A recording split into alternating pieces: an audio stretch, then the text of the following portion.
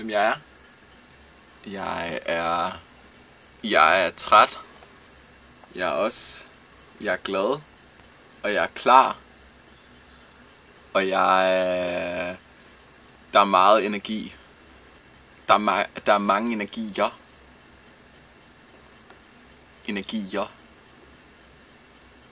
Med stort E'er. Ja. Altså de kommer alle vegne fra. Indenfra, udefra. Jeg prøver at stoppe med at sige generelt i mit liv. Så det er også. Jeg prøver at lade være med at holde pauser. I min måde at tale på.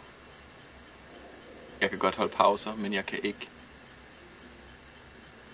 definere pausen med et lydord som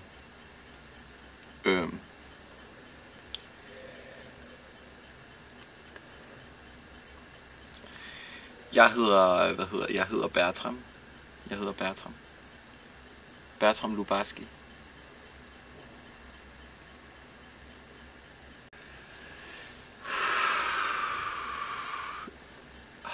Jeg ved det ikke, mand. Det er jeg ved at finde ud af. Jeg kan godt lide, der er nogle ting jeg godt kan lide. Der er nogle venner som jeg har, som jeg godt kan lide. De fleste af mine venner laver musik. Så jeg kan vel godt lide musik. Hvem er jeg? Jeg er meget sød. Og nogle gange men det er jeg virkelig. Og nogle gange så tror jeg er for sød på en måde. Altså tænker jeg over. Eller ikke for sød, men sådan. Jeg er god til at glemme mig selv. Jeg kan godt være jeg er en person som godt kunne bruge endnu mere tid på eller give endnu mere kærlighed til mig selv. Men det er jo ikke den jeg er. Den jeg er jeg er et meget følsomt menneske. På en god måde. Jeg kan godt lide at mærke ting. Jeg kan godt lide at mærke efter. Jeg kan godt lide at mærke andre mennesker. Jeg kan godt lide at mærke sådan nogle tråde af ting, som ligger latent i vores, og ikke kun latent, men også meget brændende i vores samfund. Sådan nogle ting kan jeg godt lide, og jeg kan nogle gange godt lide at skrive om dem, når jeg har energi til det. Apropos energier. Og jeg kan godt lide at lave videoer. Så det gør jeg også. Det er jeg også en person, der gør. Sol Udenbys er en af mine bedste venner. Mig og Sol Udenbys har Bertram Lubarski og Sol Udenbys har et mange gange eller nogle gange udfordrende forhold til hinanden. De minder meget om hinanden på mange måder. Og på nogle måder gør de heller slet ikke. Og så tror jeg, at de clasher en gang imellem på nogle ting. Men de vil meget gerne nogle af de samme ting. De kan begge to godt lide at udfordre det status quo. De kan begge to godt lide at have originale idéer. Eller tanken om at kunne have det. Og de kan begge to godt lide at være kreative. De kan begge to godt lide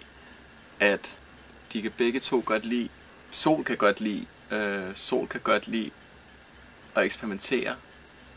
Sol kan godt lide nogle gange at have glas med ting stående, der rådner.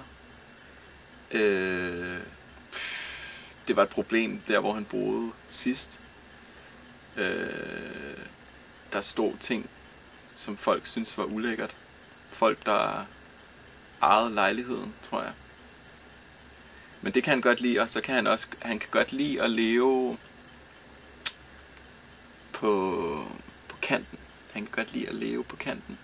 Han kan godt lide at have et lille setup, hvor han kun har en elkoger som sit eneste køkkenredskab, for eksempel.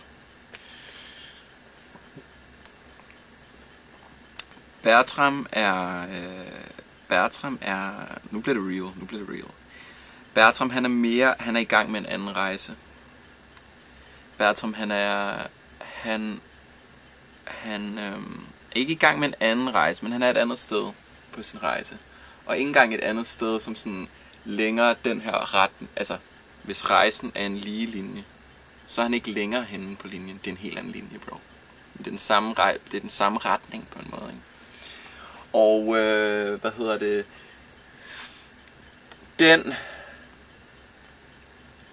de to linjer,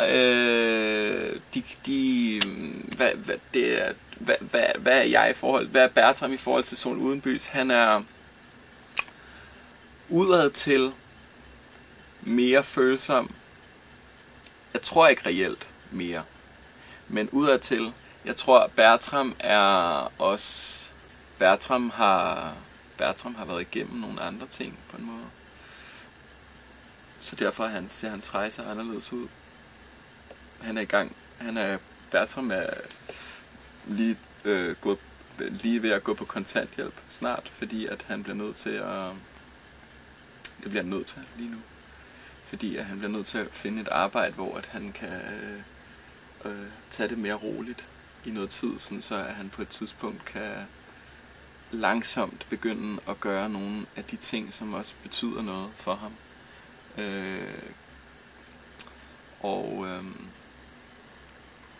Sol er i gang med. Sol arbejder jo som sagt og så han er i gang med den på en måde nok den samme proces, men han er bare nu, ikke? Og måske også ved at begynde at finde ud af, hvordan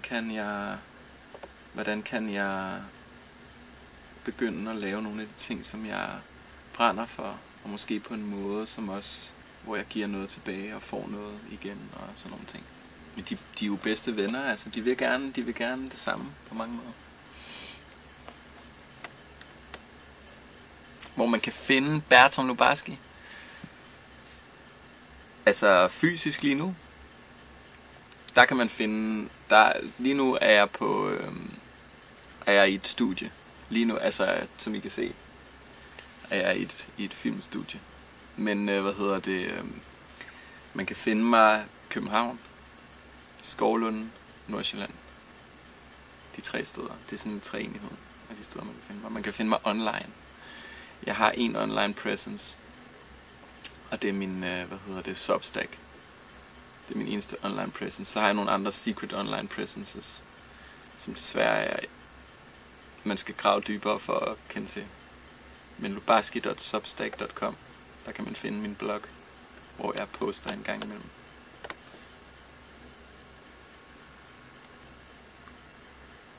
Og det er her, vi kommer til det. Man kan ikke finde Sol Udenbys nogen steder. Det er, som sagt, har han ingen tråde ud på internettet, som ikke er begravet i dybe lag af mystik. Man kan ikke finde ham nogen steder. Vi er en gruppe mennesker, der er i gang med at prøve at finde ud af, hvor man kan finde ham. Jeg er ikke sikker på, at jeg kan nævne de involverede individer, som er i gang med den her proces i at finde ud af, hvor Sol Udenbys er. Men det er ret interessant, fordi jeg tror, at der ligger noget og gemmer sig, som kunne være af stor interesse for ikke bare den gruppe, vi er, men også for Københavns undergrund. Men man kan finde ham, men jeg tror ikke, jeg kender ikke navnet på den. Så skulle man ud og finkæmme samtlige, før at man kunne sådan finde ud af, hvor han fysisk var til stede. Lige nu er han til stede i det her filmstudie sammen med mig, i en undisclosed location. Men ellers er det svært at finde ham.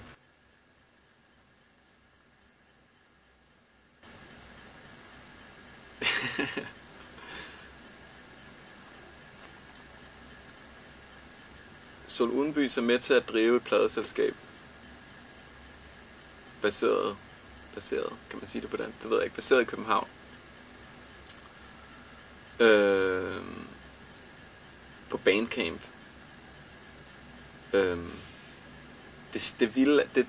Det mærkelige er, at alle de andre, der er med til at have det her pladeselskab, har en profil på inden under pladeselskabet, som hedder Borgermusik. Sol Uden By selv har ikke sin profil tilknyttet det her pladeselskab, tror jeg. Så hvor finder man ham? Hvor finder man ham? Man kan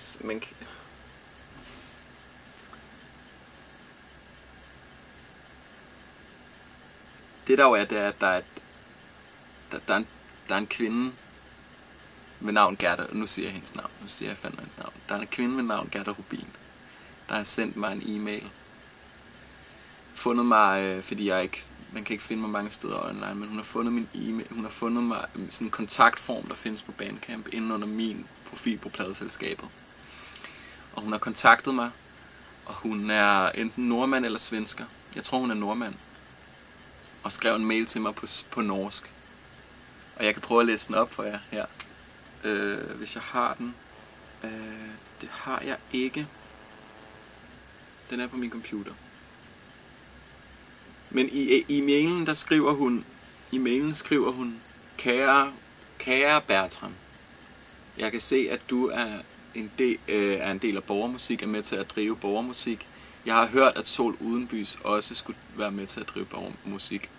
Passer det? Fordi der er ikke noget skriftligt bevis på det her. Så hun spørger mig, Gerda, er det rigtigt, hvad rygterne siger?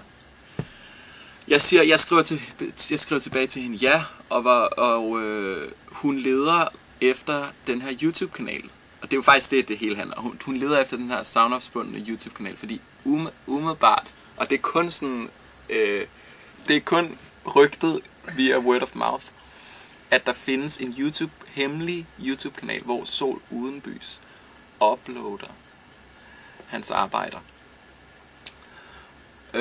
Det her har Gerda Rubin, som jeg ikke ved hvem er, fået nys om, og skrevet en mail til mig, fordi hun ved, at jeg er med til at drive Borgermusik, hvor hun spørger, som jeg lige sagde, er Sol Uden Bys med til at drive det her, og kender du til hans hemmelige YouTube-kanal?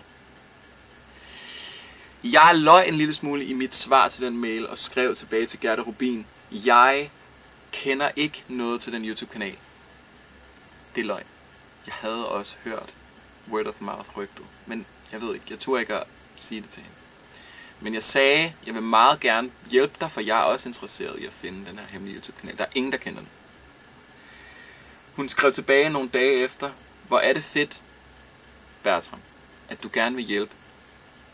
Jeg har lavet et subreddit, hvor vi, der er interesseret i at finde den her hemmelige YouTube-kanal, kan samles og snakke om, hvad for nogle eventuelle spor, der kunne være på vejen til at finde ud af det her mysterium. Og inde på det her subreddit, som er rimelig aktivt, bliver der postet en del af Gerda Rubin. Og jeg har lavet et svar på en post, men der er også nogle andre, der poster, og der er 4 medlemmer. Der er tit i hvert fald 1 eller 2 aktive medlemmer, når man er online medlemmer. Så vi er ved at finde ud af det. Det er meget spændende det hele. Der bliver skrevet om forskellige koncerter, han har, altså Sol Uden Bys har været med til at lave. Altså Gerda, der er en, nej det er ikke Gerda, der er en anden bruger derinde, som er gået meget deep i at eftersøge Sol Uden Bys online tilstedeværelse, og der er jo nærmest ikke noget at finde. Men der er nogle få hister her. Der er en koncert, der er blevet spillet med et navn, House of Pri. Der er under et navnet House of Pri, der er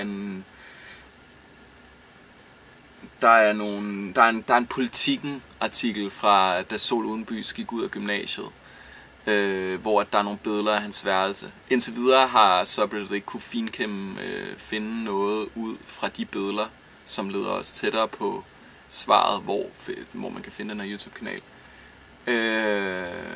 Der er nogle andre ting, som medlemmerne og mig er i gang med at undersøge i forhold til spor. Men der er ikke noget endnu. Så vi leder videre. Det er meget spændende.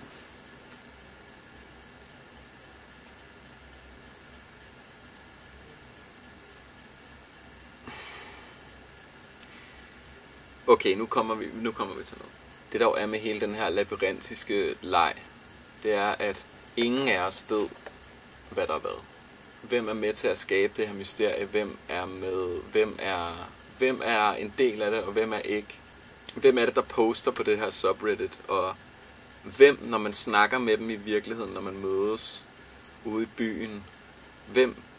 Hvem lyver, og hvem gør ikke? Hvem sidder og bare lader som om, at de ikke ved, hvad der foregår? Lader som om, de ikke kender til den her YouTube, eller sådan ved, hvor den her YouTube-kanal findes. Hvem er Gerda Rubin? Og som Gerda Rubin siger, hvem er Andy?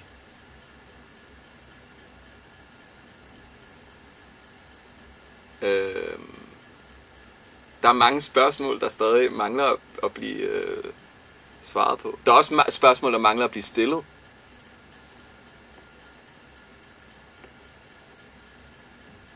Ja, og det er det, der gør det rigtig komplekst. Der findes en video. Der findes en video på en kanal med et navn, som er en række af tal. Den her talrække svarer til Sol Udenbys fødselsdato omvendt. Det eneste, der er på den her kanal, er den her video. Jeg kan ikke sige, hvordan den er blevet fundet frem til, men jeg kan sige, at den her video, det er en larmende video. Og det vi ligesom, mig og de andre i subreddit, ligesom,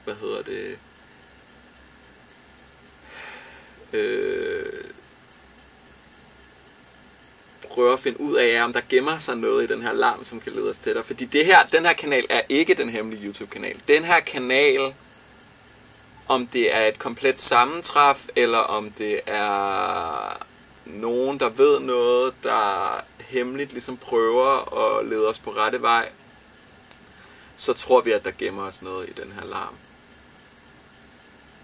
Som kan... Og det er det eneste, jeg kan svare til det spørgsmål, der ikke er blevet stillet. Men i svaret gemmer der sig selvfølgelig spørgsmålet, hvad gemmer sig i larmen?